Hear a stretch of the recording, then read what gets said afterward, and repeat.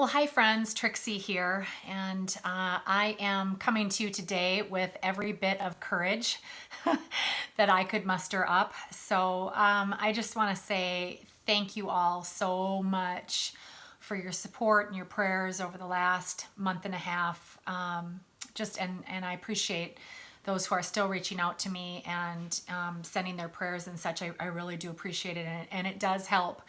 I think that's probably what I'm functioning on today is your strength and your prayers.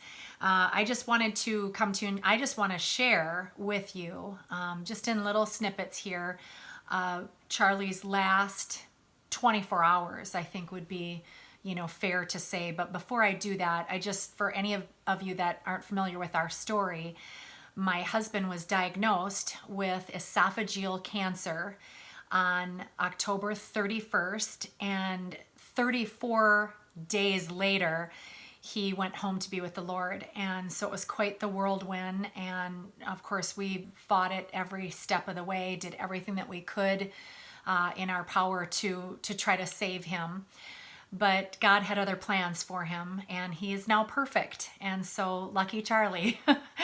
But in those 34 days, 17 of them were spent at our home here in Texas, and 17 were spent up in Minnesota. So we did get him to Minnesota, which was really a godsend. I mean, it was just a huge blessing. So the problem with Charlie's very aggressive cancer, from what we understand, is that he probably only had it anywhere between 3 to 6 months, and it was extremely aggressive cancer. And there were really no signs other than he started getting back pain in October, and we started treating that through the chiropractor, and by the end of October realized it was something else. So he did have chest pain as well. What we found out is that the cancer had certainly spread to his liver, to 3 places in his spine, and to some of his lymph nodes. And so again, just very aggressive type of cancer, but unfortunately it caused pain in his legs about halfway through October. So for his last, basically 6 weeks of life, he had a lot of pain in his legs, nerve pain, which is unfortunate. That's really hard to control with drugs. And ultimately in the last 2 weeks, it ended up being just real sharp pains in his lower back. So that caused huge issues. So the Thursday before he passed, he died on December 3rd, 2017. And the Thursday before, his pain was excruciating that night. I remember only getting about 45 minutes of sleep. I got him a hospital bed. Again, we were in Minnesota. We were downstairs, and my bed was next to his. So it was real hard because we were used to really cuddling and sleeping together very tightly. So that last week was really tough, not being in the same bed. But I was basically up all night holding his hips because he had acquired a cough. And every time that he coughed, it would cause pain, excruciating pain in his back. And so we didn't get much sleep that night, 45 minutes maybe. I went into the clinic the next morning. The ladies were like, oh my gosh, are you okay? I was like, I didn't sleep. But yeah, it was very tiring. But what we ended up doing was we took 2 towels and rolled them and put them on his hips, and then took one of those belts, those tight, stretchy belts, and put it on him across that, and held him tightly so he was able to actually get some sleep on Friday night. And then Saturday was his benefit, and he was really holding out for that. I know he really wanted to go, and right up to basically the last minute, I probably knew 24 hours, maybe 48 hours before, that he probably wasn't going. But I had promised him that I would go in his place and in our place to greet everybody, and I'm glad I did. It took all the energy that I possibly had. I really wasn't away from him at all. I went to the bank twice during the time that he was sick, but I just really wasn't away from him, so that was real tough. But I wore his Packers jersey and his unmatched socks, and it was an amazing event that they put on here for us in Minnesota. And of course, they had one in Texas for us as well, which a lot of people came together and helped with that. That was that was really amazing. But what I noticed is after the benefit, when I got home, they had taken a picture of him that night while we were at the benefit. I tried to show him everything through video. He was a little bit out of it, but he was able to enjoy some of it. And I tried to share everybody who had hugged me and everybody who had told me stories. And, I shared a lot of that on Saturday night with him, which was really special. And he was kind of in and out, but I believe, he heard most of it anyway. And so Saturday night, his last photo was taken, and we figure it was around 6:25 on Saturday. So I'm really grateful that he held out an extra day so that I didn't miss what I experienced with him. So God had my back on that one. He knows how much I can take and what I can't take, and I probably wouldn't have been able to take that. So I feel really blessed to have been to the benefit and really hugged a lot of you and listened to your stories. There was almost 400 people at his benefit, which was really cool. And that night, Saturday night, I noticed he was sleeping okay, and I kept waking up, and I didn't have to give him pain medications because he used to yell out in the night, and he wasn't really doing that all Saturday night. He was spitting up mucus. Sorry if that's gross, but really that was about it. So I would just have to get up and help him kind of cough that up.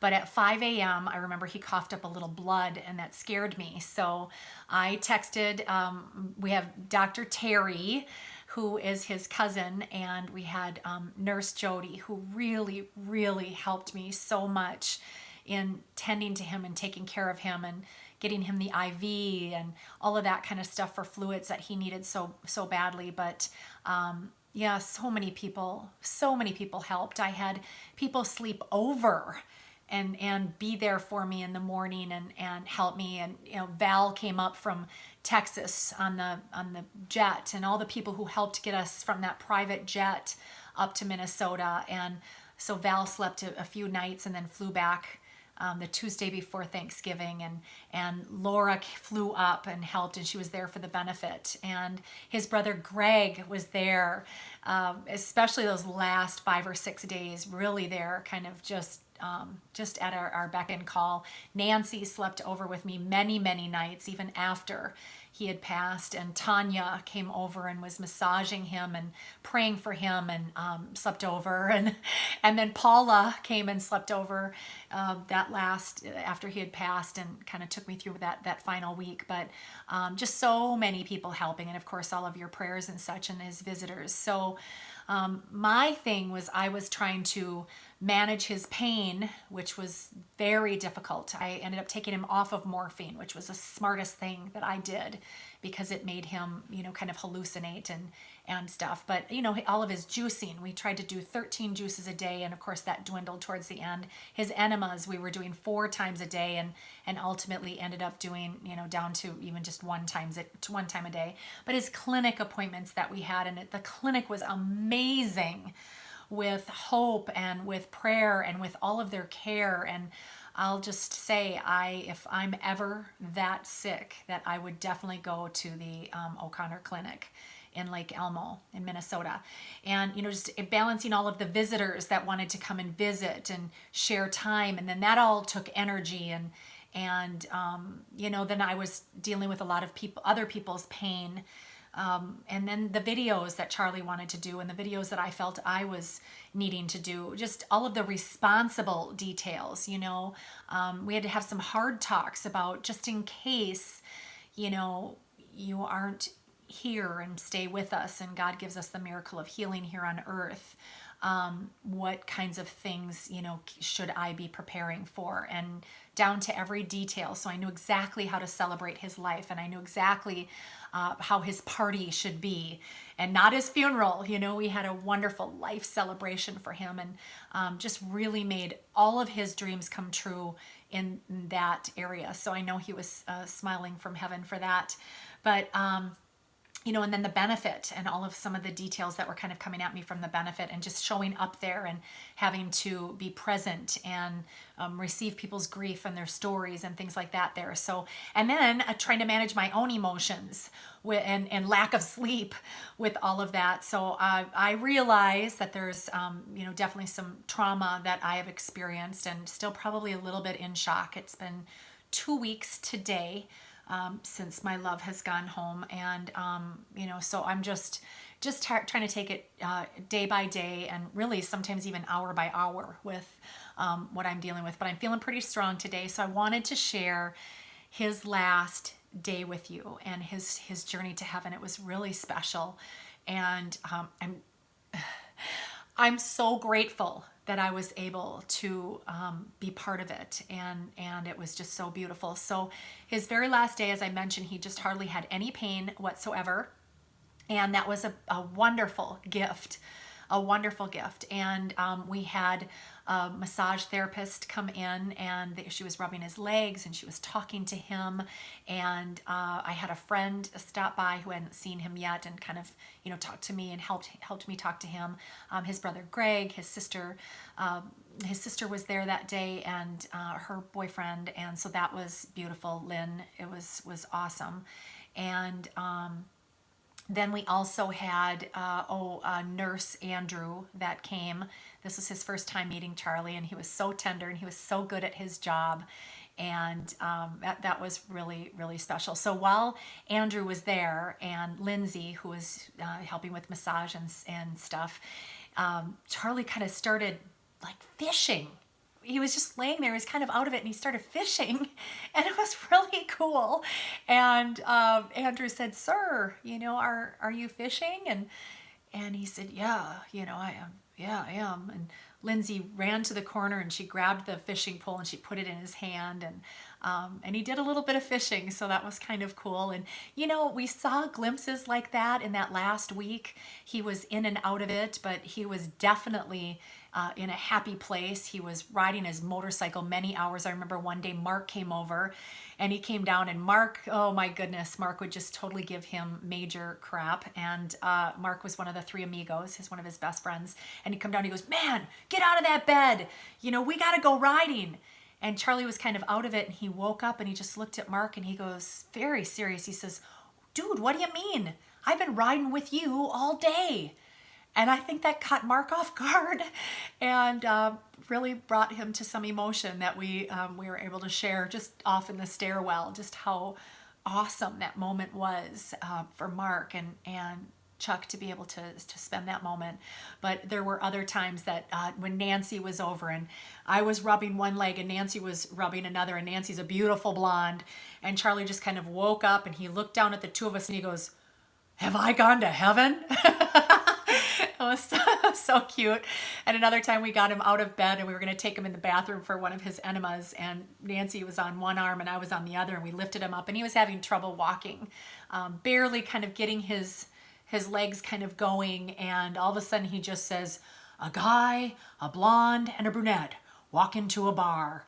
And we just busted a gut and started laughing. And there was even a moment where I was down snuggling on him and kissing, which I did very often. And I said, "Honey, do you know who I am?" And he says, "Yes, my wife." And then I said, "Well, what's my name?" And he said, "Anna Nicole." And I'm like, oh my gosh. I shared that with so many people. We laughed so hard. And the next morning, this was actually the morning that he died. It was 6 o'clock in the morning. And I just got down in his neck and I just said, "I love you so much." And he could always muster up an "I love you." So he said, "I love you." And that was so awesome for me. And I said, "Do you know who I am?" And he said, "Yes, my wife." And I said, "You're not going to call me Anna Nicole, are you?" And he started laughing. So he knew what he was up to. I thought that, he kept his sense of humor anyway all the way to the end. But what was so special for me is he just gave me kisses all day. Anytime that I even so much as came near him on his bed, he would pucker up, to kiss me. And always got that "I love you" out, which was really precious to me and very special. So after the fishing incident and everything, you know, the nurse kind of wrapped up his stuff and left, and Lindsay wrapped up her stuff and left, and my girlfriend had left, and Greg had just said goodbye. I suppose Greg said goodbye around 4:30 or so, and thank goodness he and his wife Brenda went out to eat, because otherwise they wouldn't have made it back in time. But so they went out to Portillo's and had some food there, and actually ran into the massage therapist. So that was kind of funny. But when we got him back into bed after his last enema, and Andrew had left at probably about 4:30, I noticed at 5 o'clock, you know, he was still breathing really heavy, like he had just run a sprint, and he was just breathing real heavy. And I was like, oh, honey, settle down. It's okay. It's okay. We've got you back in bed, sweetheart. It's okay. It's okay. And I was just trying to settle him down. And, you know, Lynn came in from the garage, his sister, and said, wow, he's kind of breathing heavy. And I said, yeah, you know, we had him out of bed, and can you just touch him right here and just talk to him for a little bit? And I got over on my bed, and I was looking up on the internet and just kind of looking at heavy breathing and trying to Google it a little bit. And Nurse Terry, or Dr. Terry, had said, his cousin had said she wasn't going to be able to be there for his IV because she had delivered a baby the night before and she was super tired, so she was just going to go home. So Nurse Jody was coming at 7:30, so I knew she was coming at 7:30, but I still texted her. I texted her at 5:35, and I just said, hey, I have a small concern. You know, he's breathing really rapidly. He doesn't seem to be settling down. What time are you going to be here? And she says, I'll be there right after work, honey. And I'll be there at 7:30, da-da-da. And so I thought about it a little bit more, and I just thought, you know what? I called Terry. And if you know me, I'm not much to use the phone. I tend to text, but not really call. And so when I called, she, of course, picked up right away. And I said, you know, Terry, he's breathing really heavy. I can't seem to settle him down. She said, do you want me to come over? And I said, yes, I do. So she said, all right, I'm on my way. So she came over, and so in the meantime, I suppose it was 5:45 or so, I got up in the bed with him, and I was inches from his face, and I was just talking to him, and I decided to put on some praise and worship music. So I just took my phone, I put it kind of on the top of his bed, and I just clicked on to my Pandora station and just started playing some worship music. And I just poured my heart out to him. I just said, Charlie, I just want you to know how much I love you and how much I appreciate the way that you have been a wonderful husband to me, and you know you're the best kisser ever. And he used to say, yes, we are. And I just said, you know, I just love how you've loved me, and I'm so grateful for, and I just started listing off all these things that I was grateful for to him. And I just, for 15 minutes, I just poured my love out to him. And every now and then he would look, and I could catch his eyes. His eyes were open the whole time, but he was kind of, you know, it just didn't seem to really be there. But every now and then he would look at me, and I could see him, and I'd just say, I see you, I love you. And Terry showed up, and I could feel her there. I could feel that she was taking her stethoscope and kind of listening to him. And I felt her come around to the other side of the bed, and she put her hand on my shoulder. And as soon as I looked at her face, I knew, because she was crying. And she said, Trixie, it's time. And at first I just looked at her and I panicked, and I said, no. And then I just came to my senses, and I turned to him, and I just wiped my tears, and I got up in that bed, and they moved him over, and I snuggled right into him, and I put his arms around me, and I just started trying to let him know it was okay to let go. And I just said, his eyes just got really wide open. I mean, so wide open, like wide open. I don't think I could even open my eyes that wide right now. They were just extra wide open. And he looked at me, and then he kind of just looked off. And he was looking at me like, oh, what do you see? What do you see, honey? Do you see Jesus? Do you see him? If you see Jesus, run to him. Run to him. It's okay, honey. Just go to Jesus. If you see a light, I want you to run to it. And I just started pouring that out on him. And I remember I I got a text out to the three amigos as my music was playing. And I remember Terry talking to him and basically giving him permission also. It's okay to let go. She called him Chuckles. It's okay to let go, Chuckles. And I mean, it was pretty incredible at that point. But then I texted to the three amigos, come now. And one of them texted back, right now? And I said, yes, now, now, now. And I believe that was at 6:08. Looking back at my phone, and the worship music was still playing. And Charlie and I kind of had a little fun tradition that we would do, that when we were in panic or when we were in crisis, we always prayed, but we would just go into our foundation with the Our Father, and we would just pray the Our Father together. And when we would get done, he would kind of either squeeze my hand or he'd look at me and he'd say, come on, come on. And I know exactly what he wanted me to do. He wanted me to go ahead and recite Psalm 23, which I had memorized about 5 years ago or so when I was doing a Beth Moore study. And that was always my go-to prayer when I was in panic or worry. But the funny thing is I always screwed it up. I screwed up a line or two, and he always like, it's okay, it's okay. He still just loved for me to say that verse.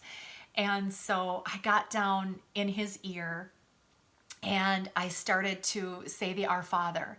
And I just said it quietly. I just said it between him and me. Our Father, who art in heaven, hallowed be thy name. Thy kingdom come, thy will be done. And I just went through it. And as I kind of pulled back, he didn't say it, but I could feel it. Like, come on, honey, come on.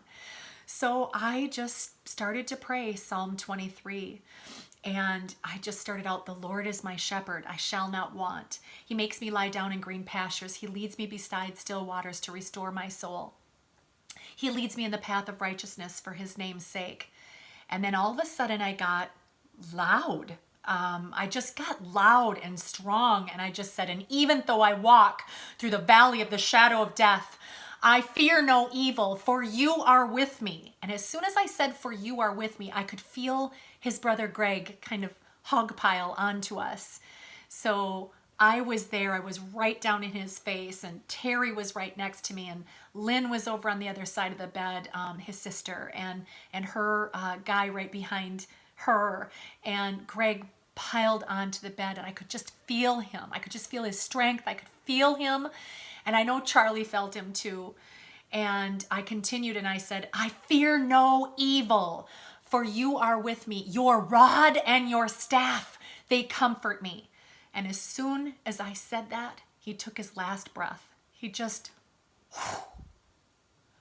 and I'm a freak about time and numbers and things like that. I looked up at my clock. It was 6:25. And it was beautiful. And I did finish the prayer.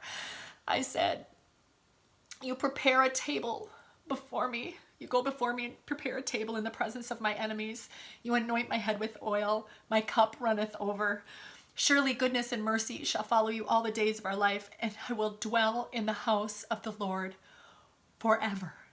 And I could just feel us all crying. And then I heard the song that was playing from my worship music on my phone, and it was finishing because I'm just gonna play the finishing part for you here. Hopefully you can hear this. With your final heartbeat, kiss the world goodbye, then go in peace and laugh on glory's side, and fly to Jesus, fly to Jesus, fly to Jesus, and live.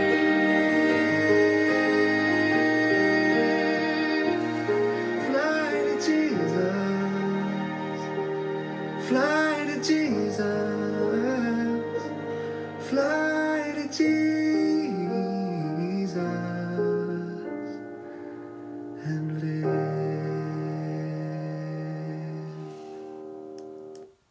And so we played that at his life celebration, and I did share this story at his life celebration, which was off the charts. It was a huge party. People showed up and they were dressed in all crazy colors. This is obviously one of his shirts. mismatched socks, camouflage, Harley gear, crazy hats. We had a beginning song from his favorite band, Foo Fighters, and his ending song from one of his favorites, Daryl Hall and John Oates. And his three buddies got to share. I got to share, and one of his partners from work shared, and then also the pilot that brought him home had shared, and the pastor knew him, the woman who sang knew him, and the guy who played the guitar knew him personally. So it was all just very, very special. So I know God's gonna make some really amazing things come out of this crazy experience. I know that, you know, if this is the way that it was supposed to be, I'm so lucky that I got to spend his last 6 months being his wife. Sorry. This is like a mixture of sorrow and joy. I can't explain it, but I'm gonna be okay. I'm gonna be okay. And I know he's watching me, and I know God's got me, and I know this is gonna take time. And I just want to thank everybody for your prayers, continued support, and all of that. And somehow God will use this to his glory, because that's who he is. So thank you for letting me share just a really tender thing, a vulnerable, transparent story with you. And just know that God is with you. Thank you.